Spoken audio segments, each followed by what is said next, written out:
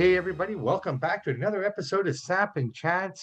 I am Bobby Sampson, and with me, as always, is my man with the master plan, Mr. Chance, Michael Chance. How's the weekend treating you so far, brother? Pretty good, man. How about yours? Can't complain, man. A little bit of a hiccup here and there, just dealing with some things with little miss. Other than that, everything is beautiful in this world.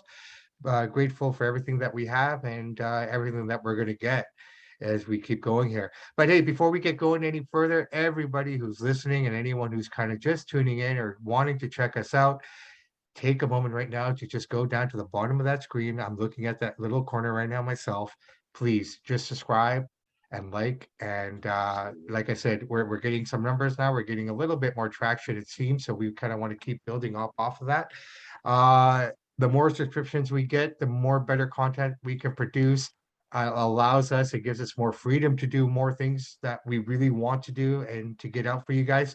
So please, it takes what would you say, Chance? 2 to 5 seconds, About that, yeah. right? Like, I'm asking, right? So share. we're asking for 2 to 5 seconds of your day and the time that you take to listen to our show, obviously. But 2 to 5 seconds, just go down there and subscribe, and that's it. And It's also share the videos too. Share the video to your friends. Pass it around. Get it absolutely. out. Absolutely. Get us out there, man. Um, we're working hard. We want to work harder. So allow us to do that so we can create more and more better content as we grow. All right. So that being said, thank you for listening to that. Yesterday, it started early in the morning and it went almost to 11 o'clock at night between the FA Cup. Yay, Liverpool. Um, Congratulations, man. yeah, congratulations to you and your Oilers as well. So we had a lot of game sevens. The right teams won, I think, in all those series. Yes. Um, some might argue with the Leafs, but hey, you know what? Tampa's two-time champion. I think they should have gone through. They had Yeah, the the right experience. team won. Poor Leafs, though. Every year they get their hopes up and they just choke every year. I don't even know if it's a question of choking. It's just like, how does Toronto end up with Tampa? Unlucky, man. I know. Like of all the teams to get, right? So things are shaping up. Well, if That was Calgary great. if Calgary beats Dallas tonight in Game 7, you're going to have the Battle of Alberta, right? So, man, I that'd be think it's huge. going to be an amazing series, but I feel sorry for the team who comes out of that because waiting at the other end will probably be Colorado. Yes, they're I loaded. my ear's not to the hockey ground as it used to be, but I know this much. I think Colorado will come out of the West. No disrespect to the Oilers, but No, I they're the think, favorites. That's fair. They're the favorites. I just see it happening, and especially more so if the Battle of Alberta takes place. If that happens, no matter who comes out of that series, they're going to be too beat up, man. Oh, banged up, bruised up. It's going to be brutal, man. It's going to be a fun series to watch. But hey, we're here to talk about boxing, brother. Um, where do we start here? Let's start with the Zuma fight. That's the one that kind of went down first. Unfortunately, I didn't catch it, but Mr. Michaels was able to see it. What was your take on it, man? An absolute beatdown. He dominated from the opening bell till the ref stopped. At fourth round, he put him down. The funny part about this fight is it was at 175, but when the fight started, Ramirez was weighing 204. So he rehydrated up and put on 29 pounds. Oh wow! But he weighed in okay though. What's that? He weighed in though at He weighed 175. in, yeah, Yeah, 175. yeah, But when yeah. the fight happened, he put on 29 pounds. Came in at 204 and beat the crap out of him. Makes me wonder how He had big no Bibble was chance. then after that. Yeah, I didn't hear that. After he put down Bossel, basically he called out Bivol, stop running, Bivol, let's go. Ramirez is the mandatory challenger now for Bivol. However, the rematch clause with Canelo, most likely Canelo Bivol in September. But Canelo said, I don't know if you heard this, he said a couple of days ago, he's not sure if he's going to fight Bivol next. He's weighing it out, him or Triple G. So I don't know. Well, either way, we have two exciting fights for Bibble on the horizon. Because I And mean, another I thing, believe, yeah. De La Hoya is Ramirez's promoter. They're going for that Mayweather record, eh? They want to get to 53-0 and beat Mayweather's record because De La Hoya and Mayweather don't like each other. Yeah. No, he's 43-0, eh? Quietly did his thing. I mean, He hasn't beat some of the top guys yet, but he's getting up there now. He's making his name. no, No, 100%. Actually, at some point, maybe, in a later episode, I would love to actually talk about. I was looking at all the guys who have zeros still, and just kind of break down some of these guys Mhm. that are out there. Like, I mean, Ramirez is sitting at 43-0, right? That's insane. That's You crazy. got Crawford, Yeah. Spence, Fury's never lost.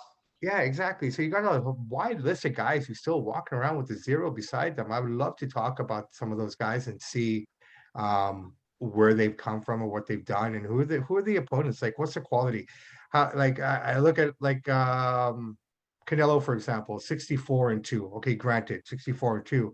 But out of those 64 fights, how many of the out of those 60 wins or 61 wins, I guess, right? Because one, does he have one no contest also? He's got one draw. Yeah, so one draw and two losses. So out of 64, so 61 of those are victories. How many of those were like, B or A players? Yeah, he beat up a few A players. Like he beat Mosley, he beat Khan, Cotto, Kodo. Yeah, so he's been there with a few A players. Triple G, I guess, if you really want to Triple say G, that, yeah, he got the one on Triple G. He's an A right? plus player. No, no, but again, nothing taking away from nothing of these guys, because I mean, anyone who goes into that ring at any level, mad respect, right? I mean, to be able to step in and to go face to face, I don't care what level you are, you're amazing in my books as far as I'm concerned as it comes to boxing. Yeah. But that'd be something fun to talk about In later on saying down the that, road. to kind of wrap up the Ramirez fight, he basically probably won't get that fight with Bivol or Canelo till probably 2023. The 2022 is coming to an end, right? So it's going to Yeah. be Canelo Bivol. So he's going to have to wait about a year. Well, he probably gets a fight in between there something, maybe go after Beatriv, maybe. I don't know. We'll see where that goes. But Yeah. But uh he but looked good, man. He was strong. He beat the crap out of him. Wasn't even close. I got one more thing I want to add to that. I did catch the post-fight ring interview that he did with what's his name? Maddox, Chris Maddox. Mm-hmm. Maddox asked him straight point, like, why do you think you would do better against Bivol than Canelo? His answer I thought was really funny. I'm bigger, I'm stronger, and I'm smarter. I like that. People You forget know? Canelo's a small guy. He's only 5'8", 5'7", 5'8". He's fighting guys that are 6', 6'1", and actually bigger and stronger than him, right? No, 100%. And taking nothing away from Canelo, man. I mean, okay, granted, yeah, the PEDs, blah, blah, blah, but forget all that. The guy is not afraid of the challenge. To give No, him that, gotta you give him have to credit. give him that, right? I Yep. mean, if Ramirez was 175 at weigh-in and shot up to 204, like you said, 29 pounds, do it overnight. I can only imagine how big Bivol was going into the actual fight, Yeah. right? I mean, he must have been close to 190, if not 200 himself. Yeah. And I don't think Canelo put on any more weight. I think he had to eat just to get to 175, He can barely get to that. He's so small. right? So, but here we go. Let's get right into it, man. Let's talk about the two fights that kind of stood out in my mind. Before we get to the main event, I love to touch on Jerome Boots Ennis against Castillo Clayton here. Castillo Clayton coming in undefeated. He was a part of the Canadian 2012 Olympic boxing team out of Dartmouth, Nova Scotia. Sorry, pardon me. Um, Boots is the real deal, man. I'm gonna say The it real straight deal. up. He came out, he just started working his jab, he started working him back. I don't think, Clayton really had a chance from the get-go. You just see how the fight was already playing out in that first round. He broke him down and he came out in that second and he just it looked like a grazing shot to me, but it caught him, man. It didn't even look like, something, powerful because I didn't let out a ooh or a ah or anything when the punch landed. I really thought it grazed him, but it caught him and he went down and he was wobbly getting back up and he was done. That was it. Second round knockout. I don't think we've He's seen undefeated. He's 27-0. There's another guy. yeah, he's undefeated and now he is the mandatory IBF challenger for Mr. Spence's titles. For the IBF title, anyways. He's the mandatory. And he called him out after the fight as well. And he basically said, this is the next one. He should be. But again, here we are. Another guy who's waiting in line for his, earned shot. Man, he But looked good last night. Hey, Boots. Holy cow. yeah, and I don't think we've even seen, I don't think we've even scratched the surface of what this guy can do in the ring yet because all his fights have been very quick and just getting out of there as fast as he can. But I guess you don't get paid by the hour on boxing, right? So I like that he called out Spence as he should, but we got to see Spence Crawford first. He needs to wait. well, that has to happen. I mean, we're so close to it happening, and the talk back and forth, and the Charlos are getting involved into it now as well.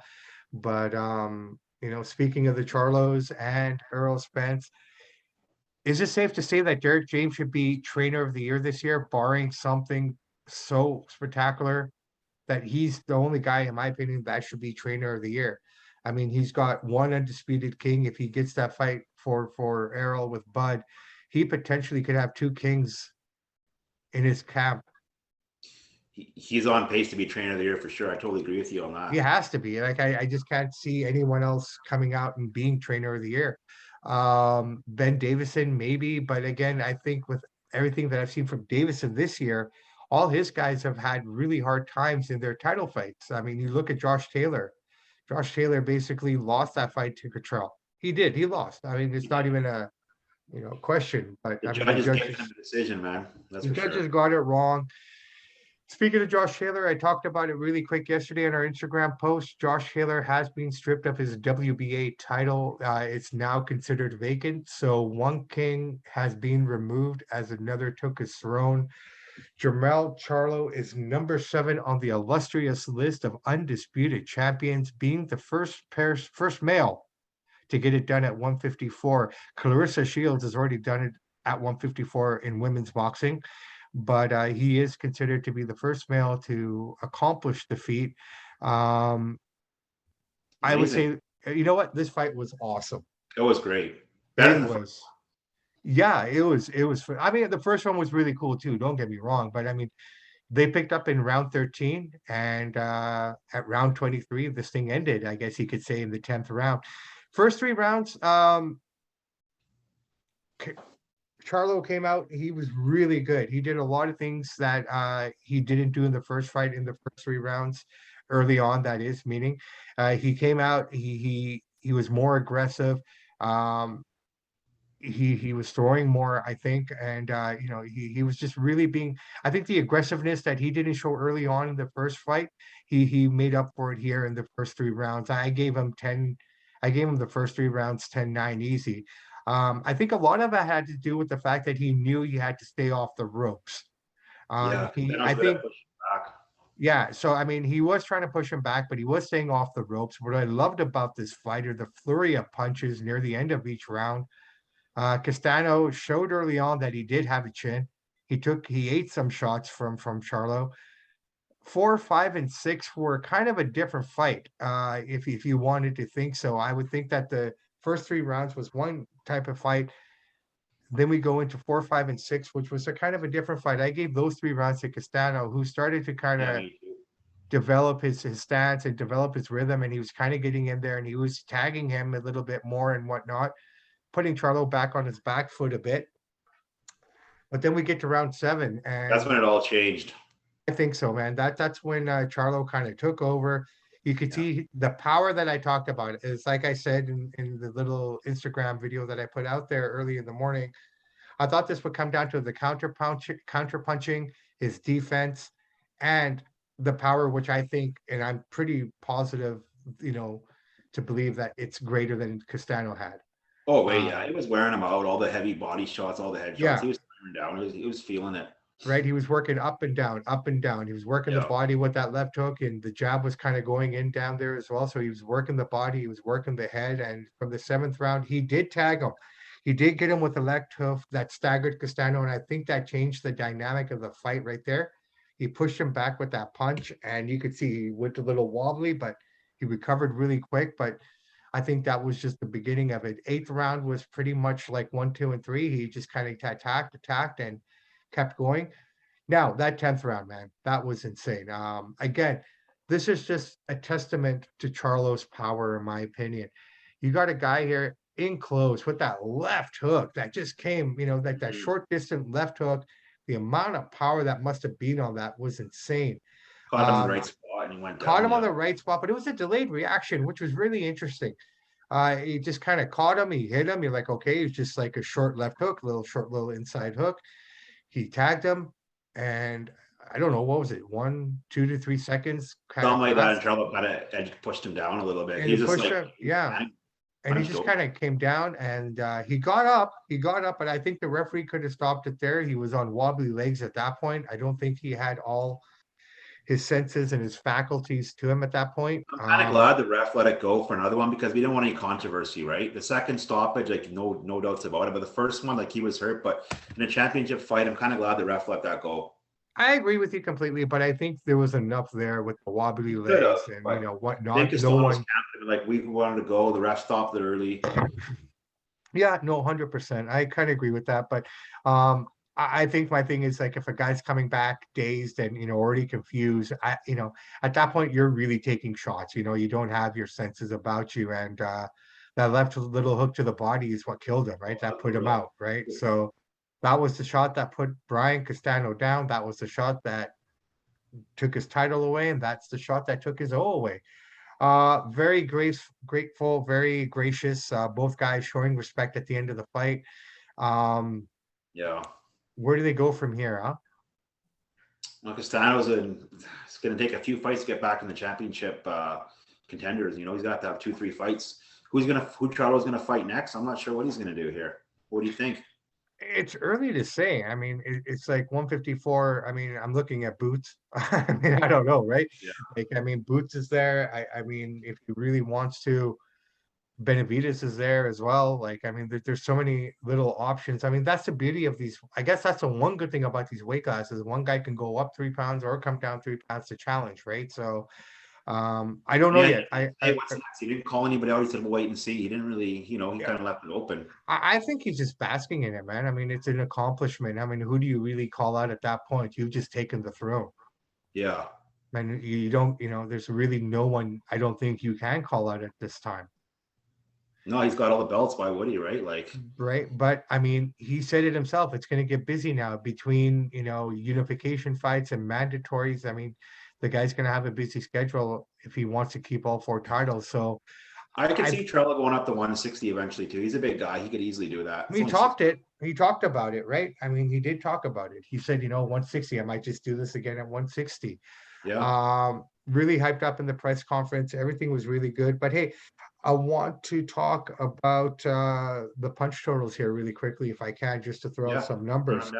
So Charlo threw 173 total punches out of 559, which was a 30.9% strike rate. Castano landed 194 of 610. On paper, he threw more punches. He had 31.8%. So the volume was greater for Castano, but the quality of the punches belonged to Charlo. Yeah. Jabs, 31 for 256 for Charlo, 19 out of 199 for Castano, 142 power shots out of 303 for Charlo, and Castano followed that up with 175 out of 411 power shots. Charlo had the edge in percentage of power shots landed, and obviously that's where the victory kind of came from. I was kind of shocked that he was able to get the job done, but then at the same time, I wasn't. If you look at his previous rematch that he had, he basically dominated him as well and just finished off that fight in the 10th round or sorry, that one finished in the 11th round as well. Here's an interesting thing about this fight as well. The fight was delayed. Castano was actually late getting to the arena. Yeah, I know. Some say it was due to the traffic, but some say he was playing, mind games, trying to keep it waiting. But I don't think that would have benefited him coming late. It just I don't see how that. California traffic's brutal, man. It's Yeah, brutal. yeah. Well, there was a lot going on where they were fighting as well. Talking to one of our friends from the show, ESPN cameraman who covers a lot of the boxing and whatnot. We met him in Vegas actually. Been talking to him a lot as well, and we're kind of working to see if we can get him on the show to give us a perspective of behind the camera. So that's kind of cool. He was telling me that he was doing the Galaxy game, the MLS Galaxy team in LA. They're in the same sport complex where the fight was taking place. So what they basically do is take the tennis courts and convert it into a boxing stadium. So one end of this held about 7,000 people. So it was almost intimate, very intimate, and this could have been done at T-Mobile. This could have been done anywhere. I mean, if you wanted to go to Houston and have this again, but the first fight was in Houston, I guess, so they had to move the venue, but an intimate venue for an amazing historical night. Do you think him coming late, not getting a proper warm-up and stuff kind of affected him? It could have a little bit. Yeah, but I don't think if he was there on time, I don't think it would have mattered. Charlo was going to take this fight. Yeah, I don't think that Castano, he's a class act. He wasn't trying to come late to play mind games. The traffic is brutal. Like you said, the Galaxy game is going on, California traffic. So I don't think it was done intentionally. Well, I mean, just down the road, 40 minutes away, you had the Triller pay-per-view as well, where the Vargas boys were all fighting. Kovalev. Both the Pulev brothers were fighting as well. That was a family affair card type of a deal. I unfortunately wasn't able to catch all of it, but I did catch the last fight of the night between Kovalev and Pulev. Now, this was an interesting one too. So, Big Pulev, who fought before his younger brother, um, had to give his reserve gloves to his opponent because he didn't have gloves. I didn't see that fight. Yeah. So the fight. So what happened was is before Pulev came out to fight Kovalev, the gloves that his brother wore in the fight before he gave to him to wear. Okay. So they had to wait for him to give the gloves, get them changed, put them on his hands, and he came out with those gloves. Now, that being said, this was a really hard fight to watch, only for the fact after watching this back and forth thriller between Castano and Charlo, and even the Boots fight before it, it was really, and all the other fights that were there as well, because I mean, we had a full slate of fights here. Kovalev dominated. He won. He won 9 rounds to 1. It was really no contest at a cruiserweight. Kovalev looked good as a cruiserweight. I wouldn't say he's top echelon or anything there yet, but um, he won. I'm going to leave it at that. I really don't have much more to add to that. It wasn't a spectacular fight per se. It wasn't anything that you would remember the next morning, unfortunately. No disrespect to the two guys in there again, but it was what it was. And it was unfortunate because if you didn't see the fight before, that could have been, somewhat exciting. And for me, it was just kind of watching like paint dry. Yeah, well, Kovalev's, he's older now. His best days are behind him. Yeah, no, I 100%. still enjoy watching them, but yeah, those other two Yeah, fights were bigger and guys were younger, more exciting, So no, for sure, for sure. So all in all, the month just keeps getting better and better here, man. We got Benavides and coming Lemieux, up next week, and the Mew coming up next week. Right after that, we got Tank Davis and Romero coming up as well. So that's going to kind of close out the month of May, and then we go into the super fight, that's what the, I'm waiting for. the fight from down under. Devin Haney and George Kambusa Jr. for all the stripes. So here we are, man. Not even within 3 weeks, we're gonna get number 8 done, and we're gonna have another undisputed king, hopefully crowned. What do you got in that one? I'm I don't want to bet against George, but I think it's gonna be Haney. Yeah. I think only for the fact that he fought a very emotional Teamofimo. Um, I think that fight would have been different if Timo had come into the fight a little different with his mindset I and mean, the taking it way. seriously and train properly. Well, yeah, absolutely. If you really want to say it that way, absolutely. That's what it had to come down to. I think he looked at him as light work. I think he looked at him as someone that he thought it would just be a quick in and out and go on from there. Um, and I don't I've thought about this a little bit now. It's hard to kind of doubt where Timo was coming from in that fight against Camboso because beating Lomo is no easy task, No, right? So even though Lomo had a bad day, even though Lomo came out and wasn't Lomo for that night and lost, I mean it's going to do wonders for one's ego and confidence going into any fight after that, right? So I can't fault him, but that's where training and that's where that mental part of the training kind of comes in. And all the best to Timo. I can't wait to see him fight again. I think he's going to come back renewed. I think super he's nice going to come guy. back Super nice stronger. guy in person Yeah, too. no, 100%. After meeting him as well, it is kind of hard to doubt. Like, just makes me think now. Like, okay, well, let's look at all the factors going into it, right? I don't, and this is without no disrespect. I just don't think his dad in his corner is the right call. No, in my opinion. I think that kind of hurt him as well, right? His dad's voice shouldn't be louder than his, totally agree. right? That is out of line, big You're time. right. And I think that cost him a lot too. I think a lot of what his dad put into his head and whatnot. Again, I'm only speculating, without talking to him himself and understanding where he came from with his mindset. So Timo, if you are listening, we want to get you on here, bro. Um, But we gotta so tell it like it is, though. But yeah, yeah, yeah. So I think I see that a little bit in George now with the ego and everything and calling Haney boy and kid. I mean, those are no-nos in boxing. You don't do that. Haney's the favorite in this fight. I mean, he's a betting favorite. Cambosa's the underdog, a slight underdog. But the thing about Cambosa, man, he's got that heart of a lion. He trains hard. He works hard. I've even watching his training videos. This guy's conditioning is second to none. So I mean, I'm going to give the edge to Cambosa simply because it's in his backyard. But in saying that, no, it could go either way. Yeah, no, 100%. So like I said, I mean, at the end of the day, when it's all said and done, I'm gonna go Haney because I just think the skill level is better. I think he is all round better. Uh, I think George is amazing. I'm taking nothing away from George Kambosa. I think he's an amazing fighter.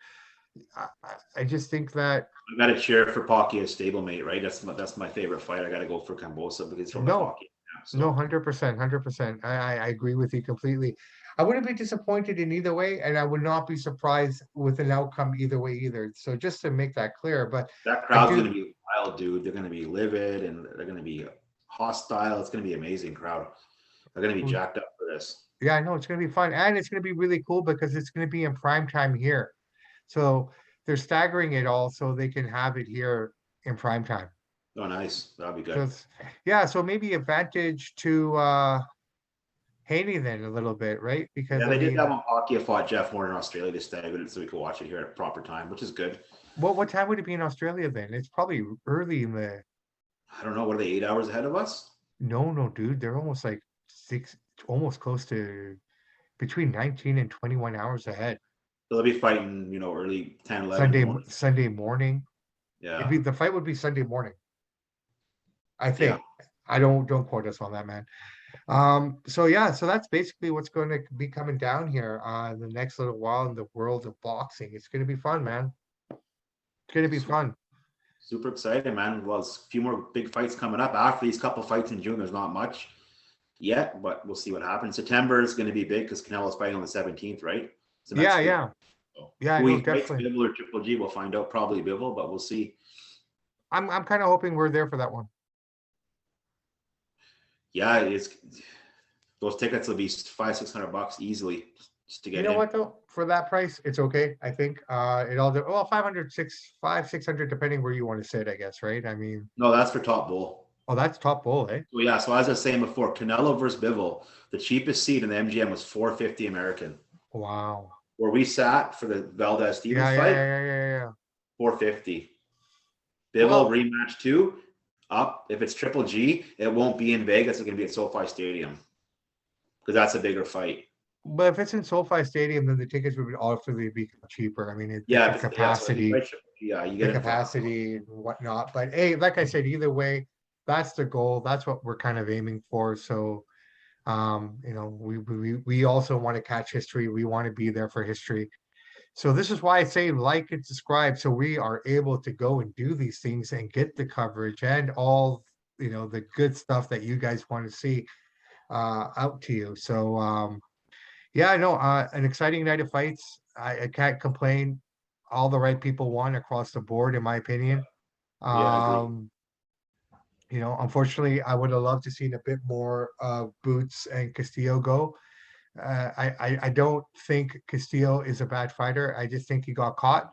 So I want to see more of him. I want to be able to see where he kind of goes from here as well, how he rebounds. I mean, you got Yeah, to take in mind that's the first time I think he's been knocked out, and that's the first time he's ever been knocked down. So a lot of firsts for him as well. His first loss, his first knockdown. So let's see where this all kind of goes and where everyone kind of plays a part as we go along here. First half of the year has been heavy, man. I hope the second half kind of produces the same kind of momentum and energy here. So let's just keep this awesome boxing stuff going on here, man. I think they're listening to us because we're starting to see more and more of the fights that we want to see that need to be made. Yeah, there's still some big ones coming. They'll make it. We're going to see Bud and Spence, and we'll see Canelo Bivol or Canelo Triple G. So there's still some big ones to come. And we got Yeah, the Usyk fight coming up. actually, oh, we totally forgot about They that. We might got do that in Usyk. Saudi Arabia, eh? I think that's going to happen in Saudi in July. Yeah. Yeah, so July we have that, and then I'm still waiting to find out what's going to happen with Tyson Fury, if he's retired or not, if they're taking the belt from him or whatnot. I think they need to figure that out pretty soon too. So if these guys Yeah. fight in July, and if Fury decides to fight, say in August or September, if he decides to come back, I'll tell you right now, Joshua and Usyk better hope Fury retires because they beat the crap out of both of those guys. Either one of them will pound them. And they're probably hoping he goes away because Usyk is small. Fury will crush him, dude. yeah, He'll yeah. destroy him. Well, it's going to be interesting. I don't know where they're going to go with that. I mean, who, if Fury retires, who fights for that belt? I think Well, Deontay would Fury's have to be retiring one. from boxing, but he's not retiring from fighting. He's fighting Nagano from boxing. Nagano, and then And he said that he right? would love to do some stuff for the WWE as well. Yeah.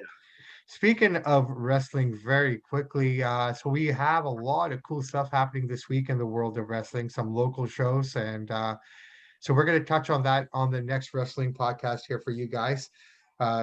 We have a couple local shows that are happening here. We'll get in more detail on that, Which and we'll we'll be at also, this Saturday. yeah, we got a show this Saturday, and I believe we have one this Sunday as well that we're going to go be checking out as well. So we'll get into more details on who the players are, what the shows are, and we'll get that out to you guys as well. So anyone who is here locally in Vancouver and you're looking for something to do this long weekend, yes, Chance Michaels, we are going into a long weekend. So if that works out well, and if you guys are around, we'd love to see you guys there and come and check out these shows. But again, we'll let you know about more about this as the week progresses. Chance, what do you think overall? Good weekend of boxing? Yeah, it was very exciting. I enjoyed it. Some really good fights. I got it. There's one game 7, so it's been a good weekend for me. Yeah, no, great weekend all the way around. Anything you want to add? Anything you want to throw out there before we sign off here for the day? Yeah, we're gonna do Chance's top 5 if you're ready for it. I'm ready for Chance's top 5. And guys, keep this in mind. I have no idea what the top 5 is. Everything we do on the show, ladies and gentlemen, is unscripted. There's not much. We prep ourselves and study ourselves, but we don't talk to each other what we're gonna say. It's because it's more natural, it's more organic this way. So The odd time we'll touch back and say, hey, this is a quick format, a quick rundown of what we're going to talk about, but we don't actually sit there and talk about what we saw. I like it I don't know that what way. you're gonna say. You don't know what I'm gonna say. It makes it that way that it's more natural reaction this way. 100%, 100%. So, Okay. okay, hit me with the top 5, man. Well, any era, any time, if you could see, what would be your top 5 fighters you wish you could see live in their prime? Any era, dead or alive? Marvin Hagler, number 1, just because I am deeply in love with him. I love Marvin Hagler. He's the reason I love boxing. Okay. Muhammad Ali, number 2. Obviously, if I could be at any fight, I probably want to see him and Foreman, just for the atmosphere, just for that. Yeah. Number 3 fight that I wish I could have been at. So enough fights per se, just guys It is who, any right? fighter. He doesn't Oh, have to any be. fighter. All right. So sorry, man. I started thinking of a particular fight. So Hagler, Ali, Tyson Fury. Okay. I would love to have seen him box. I've never seen him fight. Sugar Ray. And Roy Jones. It's a good list, man. Yeah, Roy Jones. I mean, I want to see Joe Louis fight too, and I wanted to see Sonny. So I mean, it's never ending. But if I had to pick 5 guys, Yep. those would be the 5 that I'd probably want to go see. Definitely. And Good out of list. those 5 guys, if I only could pick one, I'd go Hagler. Yeah, he's exciting, man. Super exciting. One of Yeah, the most exciting fighters ever. 100%. What about you? Pocky, which I've done many, many times. Arturo Gotti, Roy Jones, Fury, Yeah. for the newer guys, current guys, and I was always a fan of De La Hoya. I have to say De La Hoya. I I'm look, not saying, but I was, when he was fighting Vargas in 02 and they had that good beef and they're talking smack, I was excited for that fight. So Those would be my. De La Hoya as a boxer was one of the most cerebral Oh yeah. artists in that ring, in my opinion. There's only one time I ever cheered against De La Hoya, and that was in '07 when Paquet finished his career. But other than that, I was always a huge fan of him. No, he's always been scientific. I mean, that's the thing. Shout out to my dad. The one thing that he instilled in me was the science of boxing. It's like anyone can come out and be a brawler and throw wild punches, but to know what punches you want to throw 4 or 5 punches ahead is greatness. Yeah. And De La Hoya was one of those guys that could map out his punches ahead. And in his time, in his prime, when he was at the top of his game, he was amazing. Oh yeah. You know, He was it's one of like, the first prize fighters. He's made all that money, but yeah, made boxing big. He was huge in the '90s and no, early 2000s. no, he was great as a boxer. He was great, and unfortunately, like Rick James said, cocaine is a hell of a drug, and you're seeing a different De La Hoya, and it's unfortunate because that's the image that people have He put of on a who good he is. he put on a good fight last night with the Ramirez fight. That was his promotion, Golden Boy. Yeah, no, 100%. But I mean, Golden Boy's taken a lot of hits because of his personal choices, right? The way he's been acting as an individual. Yeah. I think that's the sad part because that's not the De La Hoya I grew up with watching. Yeah, we're just talking about him as a boxer. Yeah. Exactly. So I wish people who have a negative attitude or a negative connotation against De La Hoya, go back and watch some of his fights, go back and watch him as an individual back at that time, and you'll see a very different guy. I think the drugs, the alcohol, and all that kind of stuff that kind of took over afterwards is kind of what people are seeing now. I mean, I think was it that Jake Paul or was it the Tyson fight on the Triller card where he came in and did some of the commentating and Yeah, it was. he was Yeah. just Right. completely So, hosed, right? oh, yeah. That's just an unfortunate thing because that just kind of takes away from what he was. And unfortunately, people don't remember yesterday. They only see what's in front of them, right?